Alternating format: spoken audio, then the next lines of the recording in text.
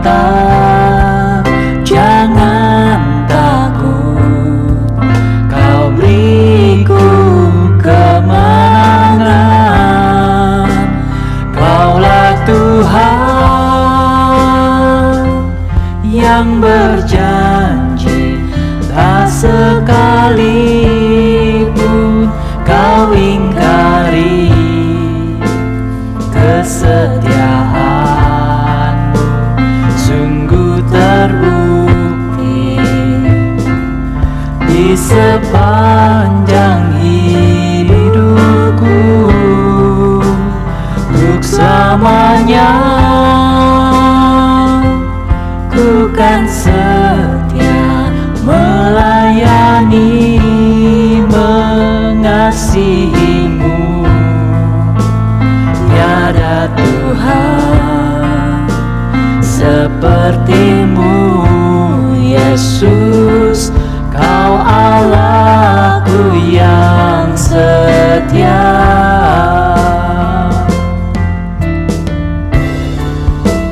Kaulah Tuhan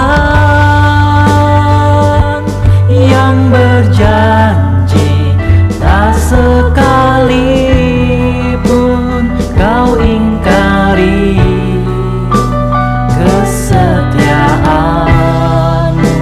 Sungguh terbukti di sepanjang hidupku, untuk selamanya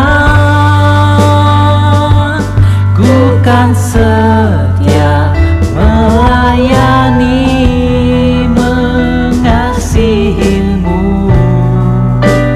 Tiada Tuhan sepertimu, Yesus. Kau Allahku yang setia. Tiada Tuhan sepertimu, Yesus. Kau Allahku yang setia. Tiada Tuhan sepertimu, Yesus. Kau Allahku yang setia.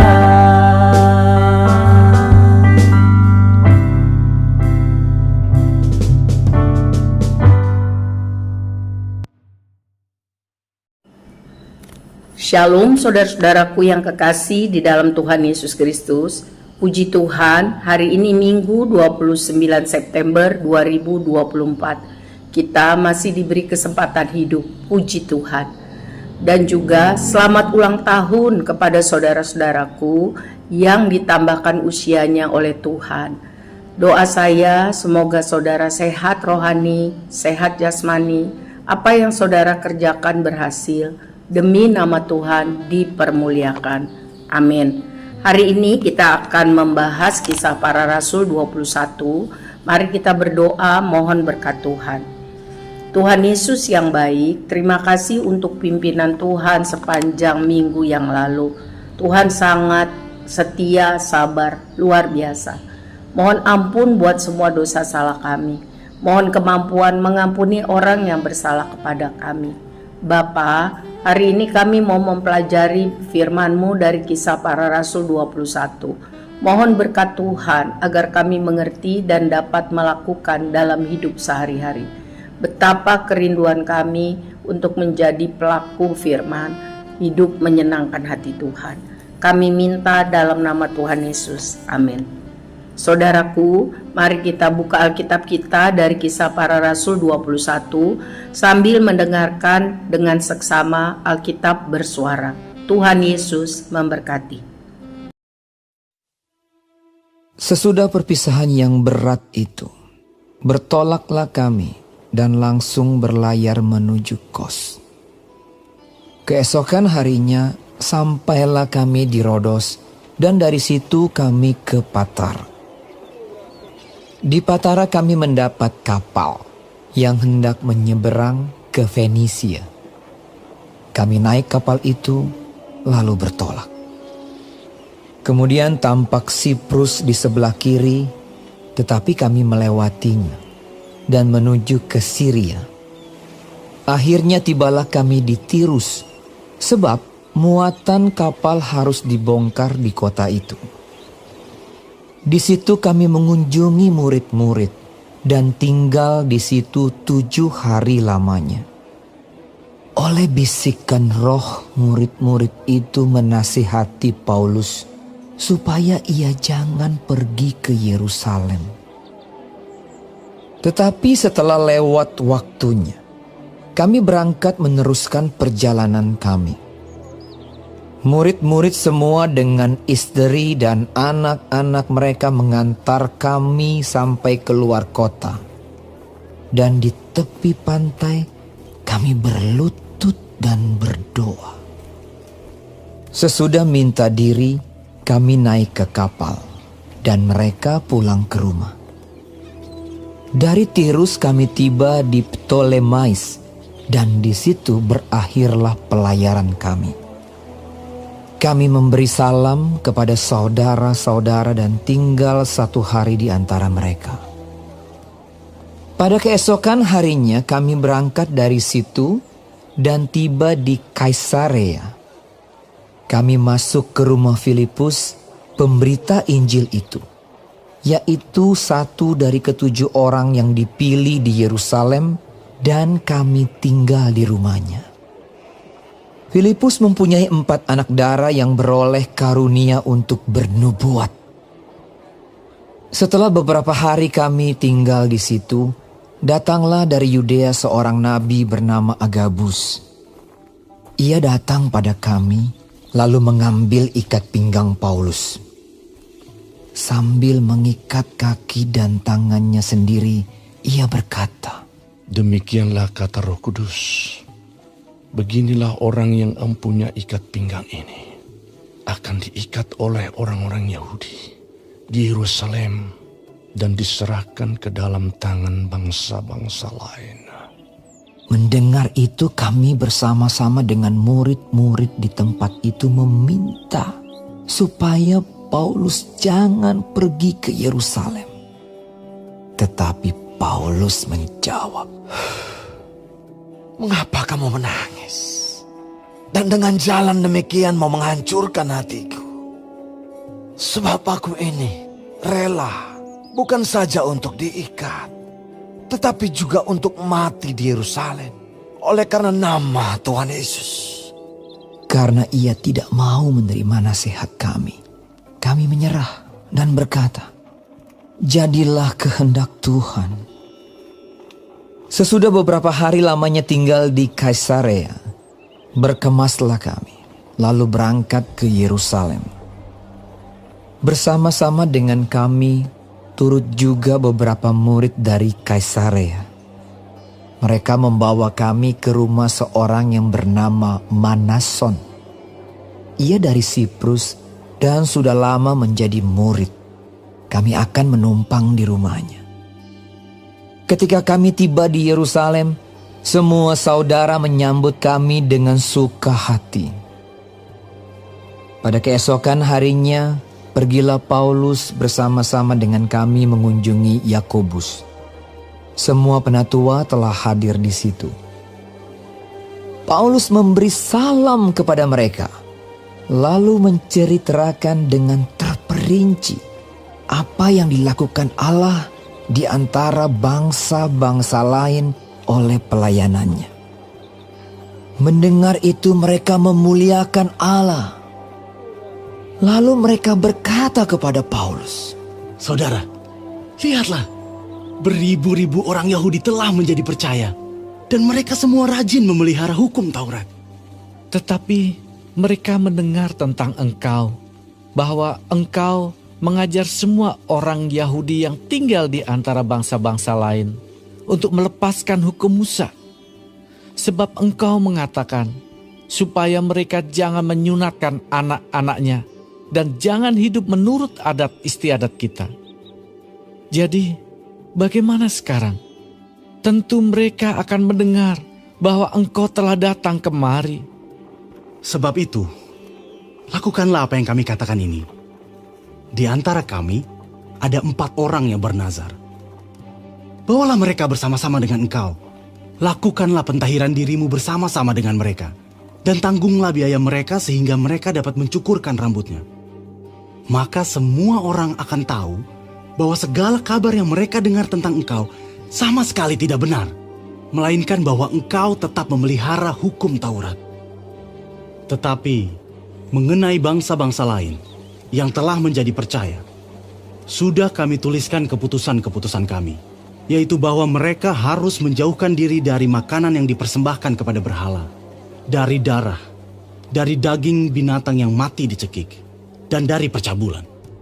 Pada hari berikutnya, Paulus membawa orang-orang itu serta dengan dia, dan ia mentahirkan diri bersama-sama dengan mereka, lalu masuk ke bait Allah untuk memberitahukan bila mana pentahiran akan selesai dan persembahan akan dipersembahkan untuk mereka masing-masing. Ketika masa 7 hari itu sudah hampir berakhir, orang-orang Yahudi yang datang dari Asia melihat Paulus di dalam bait Allah, lalu mereka menghasut rakyat dan menangkap dia sambil berteriak, "Hai orang-orang Israel, tolong! Inilah orang yang di mana-mana mengajar semua orang untuk menentang bangsa kita dan menentang hukum Taurat dan tempat ini. Dan sekarang ia membawa orang-orang Yunani pula ke dalam bait Allah dan menajiskan tempat suci ini." sebab mereka telah melihat Trofimus dari Efesus sebelumnya bersama-sama dengan Paulus di kota, dan mereka menyangka bahwa Paulus telah membawa dia ke dalam bait Allah.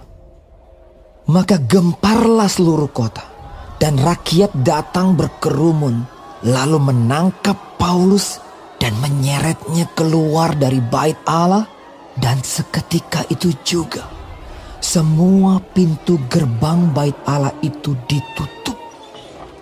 Sementara mereka merencanakan untuk membunuh dia, sampailah kabar kepada kepala pasukan bahwa seluruh Yerusalem gempar. Kepala pasukan itu segera bergerak dengan prajurit-prajurit dan perwira-perwira dan maju mendapatkan orang banyak itu. Ketika mereka melihat dia dan prajurit-prajurit itu, berhentilah mereka memukul Paulus. Kepala pasukan itu mendekati Paulus, menangkapnya, dan menyuruh mengikat dia dengan 2 rantai. Lalu bertanya siapakah dia dan apakah yang telah diperbuatnya. Tetapi dari antara orang banyak itu, ada yang meneriakkan kepadanya ini, ada pula yang meneriakkan itu. Dan oleh karena keributan itu, ia tidak dapat mengetahui apakah yang sebenarnya terjadi. Sebab itu, ia menyuruh membawa Paulus ke markas. Ketika sampai ke tangga, Paulus terpaksa didukung prajurit-prajurit karena berdesak-desaknya orang banyak yang berbondong-bondong mengikuti dia sambil berteriak, "Enyahkanlah dia!" Ketika Paulus hendak dibawa masuk ke markas, ia berkata kepada kepala pasukan itu, Bolehkah aku mengatakan sesuatu kepadamu? Jawabnya, Tahukah engkau bahasa Yunani? Jadi, engkau bukan orang Mesir itu yang baru-baru ini menimbulkan pemberontakan dan melarikan 4.000 orang pengacau bersenjata ke padang gurun. Paulus menjawab, Aku adalah orang Yahudi dari Tarsus, warga dari kota yang terkenal di Kilikia. Aku minta supaya aku diperbolehkan berbicara kepada orang banyak itu. Sesudah Paulus diperbolehkan oleh kepala pasukan, pergilah ia berdiri di tangga dan memberi isyarat dengan tangannya kepada rakyat itu. Ketika suasana sudah tenang, mulailah ia berbicara kepada mereka dalam bahasa Ibrani. Katanya,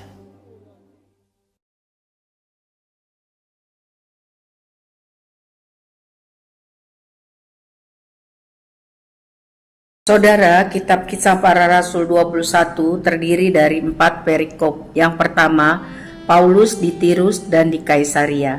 Yang kedua, pertemuan Paulus dengan Yakobus di Yerusalem. Yang ketiga, Paulus ditangkap. Dan yang keempat, Paulus minta izin berbicara. Kita bahas perikop yang pertama. Betapa kita melihat bahwa Paulus sangat setia memberitakan Injil di mana saja Tuhan tempatkan dia. Dia menjalani hidup sesuai kehendak Tuhan, menggunakan setiap waktu untuk melakukan hal-hal yang menyenangkan hati Tuhan. Ini jadi teladan yang baik buat kita ya saudara. Hidup sebagai saksi Kristus memang tidak mudah. Harus siap menghadapi tantangan-tantangan, persoalan-persoalan, bahkan fitnahan. Tetapi mari kita tetap menguatkan tekad itu. Kalau aku hidup, aku mau hidup bagi kemuliaan Tuhan. Apa saja yang aku lakukan seperti untuk Kristus. Aku mau menjalani hidup sesuai kehendak Tuhan. Roh Kudus akan menguatkan kita. Immanuel. Bagian kita adalah fokus kepada kasih dan kuasa Tuhan dan jalani hidup sesuai kehendak Tuhan. Lihatlah di ayat yang ke-8 dan 9 mengenai Filipus. Ini luar biasa, memotivasi kita. Dikatakan di dalam Kisah Para Rasul 6 dan 8, Filipus itu adalah orang yang sungguh-sungguh percaya kepada Yesus Kristus. Dan dia hidup dikuasai Roh Kudus. Ia adalah penginjil ke daerah Samaria. Dia memberitakan Injil Kristus dengan sangat efektif. Dan dilihat Filipus mempunyai 4 orang anak gadis yang diberikan Tuhan kemampuan untuk bernubuat atau memberitakan kabar dari Tuhan. Ya, luar biasa. Betapa kita rindu hidup kita dan keluarga kita efektif untuk melakukan hal-hal yang menyenangkan hati Tuhan. Tetapi menurut bilangan research di Indonesia ini ya saudara, bahwa sosok yang paling berjasa menuntun pada Yesus Kristus adalah orang tua. Ya. Tetapi hanya 23% orang tua yang sungguh-sungguh baik membimbing spiritualitas anaknya. Hanya 23%. Berarti selebihnya 70% lebih itu tidak peduli atau kurang peduli kepada pertumbuhan kerohanian anaknya. Alkitab di dalam Amsal 22 ayat 6 mencatat, tugas orang tua mendidik orang muda menurut jalan yang patut baginya. Maka pada masa tuanya pun ia tidak akan menyimpang daripada jalan itu. Efesus 6 ayat 4 mencatat, hai kamu bapak-bapak, janganlah bangkitkan amarah di dalam hati anak-anakmu, tetapi didiklah mereka di dalam ajaran dan nasihat Tuhan. Jadi jelas Tuhan memerintahkan orang tua mendidik anak-anaknya ya, di dalam jalan Tuhan. Orang tua harus jadi teladan hidup. Bagaimana orang tua itu hidup di jalan Tuhan. Bagaimana realita pelaksanaannya? Bilangan research di tahun 2018 melakukan survei terhadap lebih dari 4.000 generasi muda Kristen di Indonesia yang tersebar di 42 kota dan kabupaten. Ini hasilnya. Jika kedua orang tua adalah pengikut Kristus yang sungguh-sungguh, maka orang tua adalah sosok yang paling berpengaruh pada keputusan anak untuk percaya dan taat pada Yesus Kristus. Antara 58 sampai 92%. Tapi jika hanya ibu yang sungguh-sungguh jadi pengikut Kristus, maka persentase anak yang mengikutinya hanya 50 sampai 90%. Jadi menurun ya. Dan jika hanya ayah yang sungguh-sungguh dalam Tuhan Yesus, maka persentasenya lebih turun lagi, hanya 41 sampai 68%. Jika ayah dan ibu tidak sungguh-sungguh mengikuti Kristus, dua-dua orang tua tidak sungguh-sungguh, hanya Kristen tanpa pertobatan, maka persentase anak untuk hidup percaya dan sungguh-sungguh kepada Kristus juga lebih rendah, hanya 22-66%. Dari penelitian ini kita lihat bahwa pengaruh orang tua sangat besar bagi anaknya, lebih besar daripada pengaruh pendeta ataupun guru agama di sekolah. Iman dan praktek kehidupan orang tua sangat efektif berperan dalam menanamkan dasar kekristenan bagi anak-anaknya, atau sebaliknya, membuat anak-anak terluka dan akhirnya mereka meninggalkan Tuhan. Jadi peran orang tua sangat besar. Tugas orang tua yaitu membawa anak-anak menerima Yesus sebagai Tuhan dan Juru Selamat. Sesudah itu bertumbuh dalam iman, dalam karakter, sehingga hidup menjadi tambah hari tambah serupa Kristus, saksi Kristus yang efektif. Sekali lagi menurut survei bilangan research, hanya 23% orang tua yang sungguh-sungguh membimbing spiritualitas anaknya. Bapak, Ibu, Saudara, mari baca lagi Ulangan 6 ayat 1-9. Ulangan 6 ayat 1-9. Ini adalah standar Tuhan bagi orang tua untuk membimbing spiritualitas keturunannya. Ditekankan hubungan yang baik, sharing pengalaman hidup dengan Tuhan. Orang tua harus menyediakan waktu bersama, membangun hubungan yang baik dengan keturunannya, sehingga dapat mentransformasi, merubah hidup keturunannya. Ya. Ini serius, saudara. Mari kita praktekkan agar kita dapat mengalami seperti apa yang dialami oleh Filipus dan anak-anaknya. Tuhan mempercayakan kita keturunan, mari bertanggung jawab sungguh-sungguh menjadi teladan bagi mereka. Minta hikmat dari Tuhan. Memang ada peran gereja untuk memperkuat kualitas pembinaan persiapan pernikahan, dan juga peran gereja membimbing pasangan muda untuk memperkokoh pernikahan, termasuk juga pasangan senior yang mau. Berbahagialah orang yang mendengar dan melakukan firman. Amin. Selanjutnya kita lihat di bagian kedua mengenai Paulus bersedia melakukan upacara pentahiran bersama-sama dengan 4 orang lain yang harus Paulus tanggung biayanya yang besar tentunya, karena ada banyak korban dan tata cara yang harus dipersiapkan. Paulus rela melakukan ini demi persatuan dan keutuhan jemaat Tuhan, demi nama Tuhan dimuliakan. Ya. Waktu dia melakukan itu dan sudah selesai, apa yang dia alami? Paulus dianiaya, Paulus difitnah, ya, Paulus ditangkap, difitnahkan hal-hal yang jahat kepada dia. Padahal itu semua tidak benar.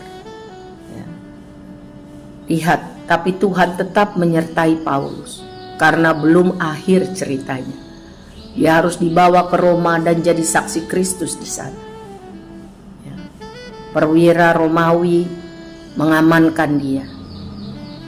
Jadi Tuhan bisa menolong hambanya melalui siapa saja, dengan cara bagaimana saja, untuk melaksanakan rencana Tuhan. Kiranya ini menguatkan kita untuk terus menjadi hamba Tuhan, orang yang taat melakukan kehendak Tuhan. Tuhan akan membela, menyertai dengan cara Tuhan, supaya kita dapat bersaksi. Lihat di ayat selanjutnya, waktu Paulus ditangkap, dia minta izin berbicara. Ia berbicara dengan tenang. Paulus sudah diubah Tuhan menjadi sosok yang matang, dewasa. Tua belum tentu dewasa, saudara.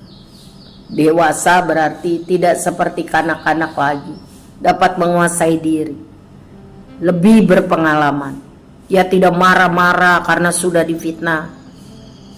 Ia dapat menahan diri sehingga dapat bersaksi, menceritakan pengalaman hidupnya bagaimana ia sebelum mengenal Tuhan Yesus sebagai juru selamat dan Tuhan, dan bagaimana sesudah ia mengenal Yesus Kristus. Kita akan pelajari lagi di Kisah Para Rasul 22. Bayangkan saudara, jika Paulus tidak dapat mengontrol dirinya, dia reaksi marah konfrontatif, tentu ia tidak dapat bersaksi bagi Tuhan, bukan? Jadi saudaraku yang kekasih di dalam Tuhan, dari pelajaran Kisah Para Rasul 21 itu, kita bisa lihat bahwa kita perlu minta pimpinan Roh Kudus setiap saat untuk bisa jadi saksi Kristus yang efektif, untuk bisa hidup memberitakan Injil, untuk bisa menjalani hidup sesuai kehendak Tuhan, untuk bisa menggunakan waktu melakukan hal-hal yang menyenangkan Tuhan, untuk bisa sungguh-sungguh percaya kepada Tuhan dan jadi saksi yang efektif buat anak, cucu, keturunan kita, untuk bisa mendidik dan menjadi teladan bagi keturunan kita, untuk jadi garam terang bagi banyak orang. Sekali lagi, demi nama Tuhan dipermuliakan. Masalah, persoalan bersama Tuhan kita akan menghadapi. Tuhan Immanuel. Bahkan justru melalui masalah dan persoalan, kita diberi kesempatan jadi saksi Kristus yang efektif. Kiranya Kisah Para Rasul 21 ini menolong kita mengerti dengan paradigma baru bahwa hidup kita dari Tuhan Yesus untuk memuliakan Tuhan Yesus. Apapun masalah kita, kita jalani dengan cara yang Tuhan mau. Tuhan pasti buka jalan, Tuhan pasti menolong karena Ia menyertai kita, supaya kita dapat bersaksi kepada banyak orang tentang perbuatan Tuhan yang luar biasa dalam hidup kita.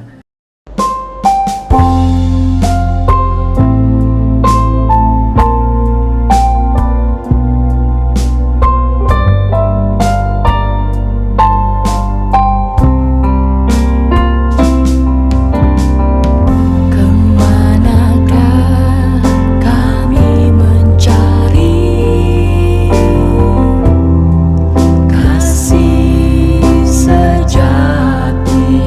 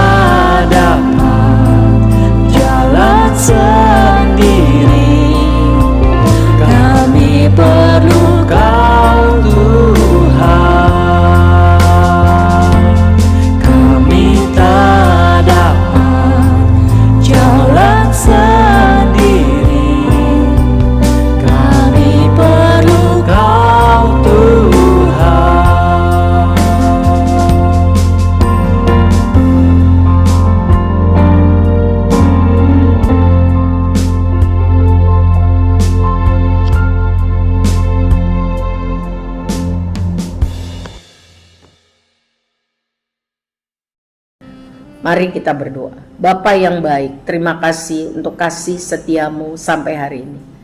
Kami bersyukur buat pemeliharaan Tuhan.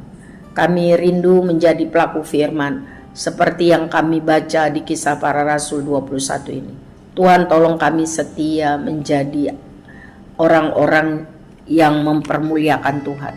Setia menjalani hidup sesuai kehendak Tuhan. Setia menggunakan setiap waktu melakukan hal-hal yang menyenangkan hati Tuhan.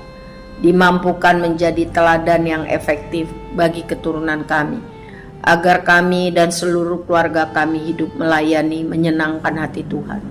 Tuhanlah yang membuat kebangunan rohani dalam kehidup keluarga kami, dan Tuhan mampukan kami menjalani hidup seperti yang Tuhan mau. Walaupun banyak masalah dan kesusahan hidup, tetapi bersama Tuhan yang menyertai kami akan mampu menghadapi, dan pasti Tuhan memberi jalan keluar. Amin. Supaya melalui hidup kami ini, kami bisa bersaksi semua yang baik karena Tuhan, dan nama Tuhan dipermuliakan. Beri hati yang menggebu-gebu melayani Tuhan. Beri kesempatan dan keberanian menjadi saksi Tuhan yang efektif. Kami rindu keluarga besar kami hidup dalam pertobatan. Kami rindu komunitas kami juga mengenal Tuhan dan diselamatkan. Ini kami, pakailah kami untuk menjadi alat di tangan-Mu. Masalah kami serahkan kepada Tuhan. Satu persatu kami bilang, Bapa tolong kami, beri kami hikmat dan jalan keluar. Nama Tuhanlah yang dipermuliakan.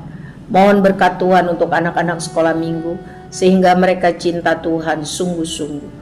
Menyerahkan diri untuk dipakai Tuhan seumur hidup menjadi alat kemuliaan Tuhan. Demikian juga para remaja dan pemuda, hidup benar, hidup cinta Tuhan, sehingga mereka menikmati masa depan yang penuh harapan yang hanya ada di dalam Tuhan Yesus. Para wanita dan pria, Tuhan tolong kami melakukan kehendak Tuhan setiap hari, jadi teladan hidup, teladan iman, teladan karakter, teladan kebijaksanaan, hidup menyenangkan hati Tuhan, sehingga nama Tuhan dimuliakan. Terima kasih Bapa, sempurnakan doa kami. Mari angkat tangan saudara, terima berkat, imani dalam nama Tuhan Yesus. Kasih Allah Bapa yang sempurna dan kekal bagi saya dan saudara. Cinta Tuhan Yesus, persekutuan yang erat dengan Roh Kudus, menuntun kita hidup benar, hidup kudus, mempermuliakan nama Tuhan. Di dalam nama Bapa, Anak dan Roh Kudus, mari kita katakan amin. Immanuel, Tuhan beserta kita. Semangat dan gembira saudara. Haleluya.